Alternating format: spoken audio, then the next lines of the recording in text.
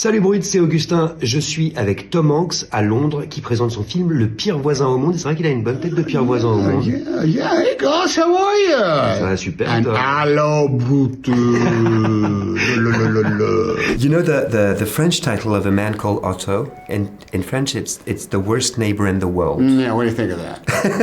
Well, that's my question. Well, yeah. What kind of neighbor are you? Oh, I'm a great neighbor. I'm a good neighbor, if mysterious on occasion. But I sweep my driveway. I put up the lights at Christmas time. I try to share the joy. What I like about this character is that he gradually accepts to let go. He controls everything, and then gradually he lets go. And I'm wondering, to what extent your job as an actor, Tom, is very much about that, about letting go, about accepting that you cannot control everything. Yeah.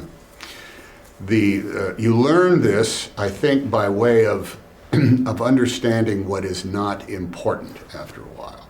Certainly as a young person, I think a lot of people do this because the distraction and the import, I think, of working in a movie sometimes can magnify things that do not need to be magnified.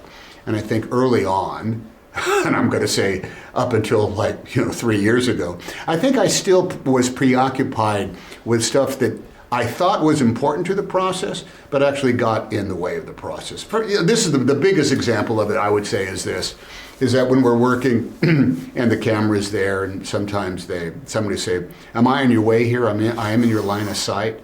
And I have since learned to not see them. So I actually say, dude, I don't even know you're there. Because they are, but it's that type of thing. If you have to I would say divorce yourself from an awful lot of care, but that's not as important as just never seeing it in the first place. You just don't bother with the extraneous stuff, and you just try to stay in one very specific red dot of space. You mean it was scary for you at first to let go at the beginning? Oh yeah, you don't know how. You actually think it's the opposite. There is this thought that here's what rehearsals are. Rehearsals are specific. You're going to say it that way. I'm going to say this and that. And you'll come in and we'll do this, and we'll work it out so specifically that on the day that we'll get there, we'll know exactly what we're doing. Okay, there's some movies that require that. By and large, what really is required is one thing and one thing only. You have no self-consciousness. That's it. And that requires getting to know everybody, being comfortable with everybody to a degree, and trusting everybody.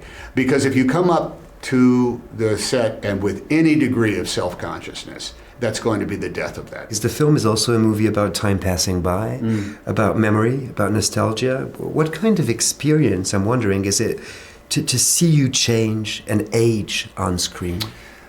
Well, I know how old I am. I think the great liberation comes along is when you begin to accept how old you are. The best I can do at the age that I'm at, with all these films and all this life, what is it, 40 years of, talking to you and promoting something like this, really just comes down to the only thing you can do is try to be as present in that single moment. Forget everything else that has come before, you have to, and not plan on anything that's coming your way.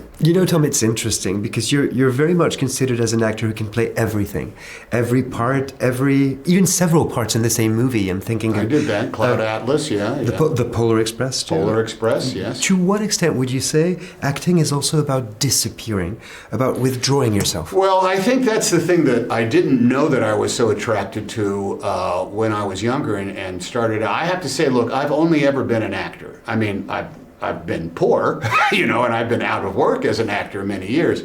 But I've never been anything other than this guy. When I realized that this was a calling, this was a craft, you had to apprentice at it, you had to learn it, you had to study it, and it was really, quite honestly, it's a meritocracy, Nobody progresses in their career unless they prove their worth somehow. But I did not realize it until I think I would say in my mid-30s that's a very powerful narcotic. In some ways this is an excuse. I don't have to really pay attention to the world because I'm working right now, so therefore everybody else has to take care of themselves. Not good, particularly when you're a family man and a husband and trying to be a responsible human being. But the other side of that is this release that you can get when you are saying words that are not your own and wearing clothes that you never wore before and are in places you have never been. The only way, I think, to truly take part in the entire experience is to forget everything you can. And that's, I gotta say, sometimes I want to work so I can forget everything I can and disappear. But I suppose it's more and more difficult to disappear when you're Tom Hanks, when almost everybody recognizes you and remember your past characters.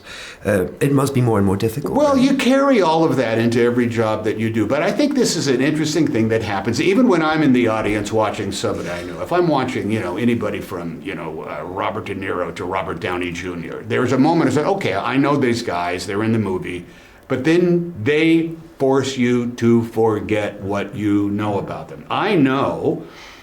Look, I've been the world's babysitter for quite some time, between VHS and DVDs, and I know that anybody carries their countenance into whatever the new job is. But then you have a certain period of time. Sometimes it's a nanosecond in order to win them over into the new reality that you're producing. And if you do that well enough, well, then everybody says, "I know this guy."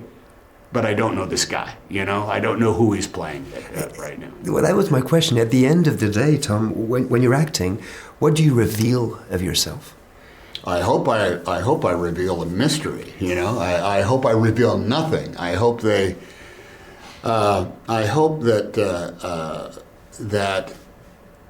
I surprise everybody involved.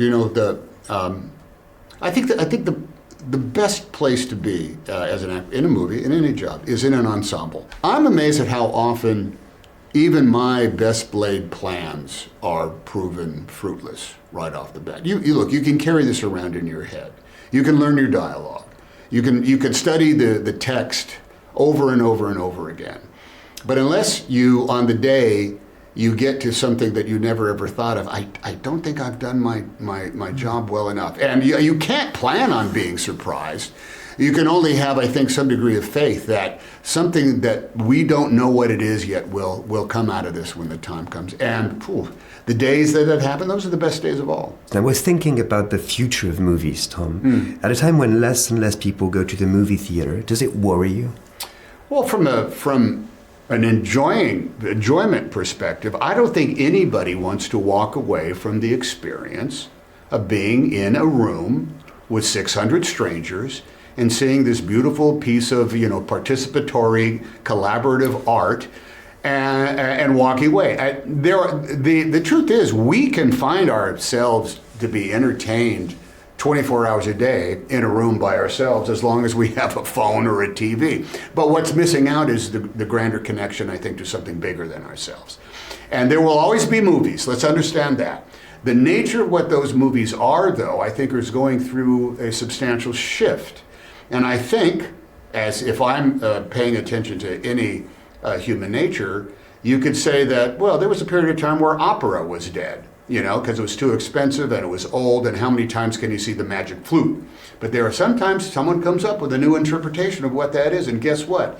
You want to see it, and you want to see it with 1,600 other people. There are small movies, adult movies, that are whatever. There's a movie that will be so ridiculously unique that the best way to see it will be in a room at 7:15 on a Thursday night with 800 other total strangers. And what happens?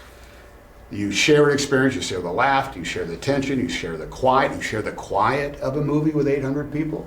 And when it's all out, guess what? You can look at everybody in the eye and know that we were all here together. We shared this experience. I bet you and anybody watching now if you say a movie that you saw as a kid, you remember what theater you saw it in, you remember more or less the season you saw it, you can remember what your feelings were. And I'm still that way. If you said to me, where was I when I saw a movie like Diary of a Mad Housewife? Well, I saw it at the Cine 7 Theater on MacArthur Boulevard in Oakland when I was in junior high school.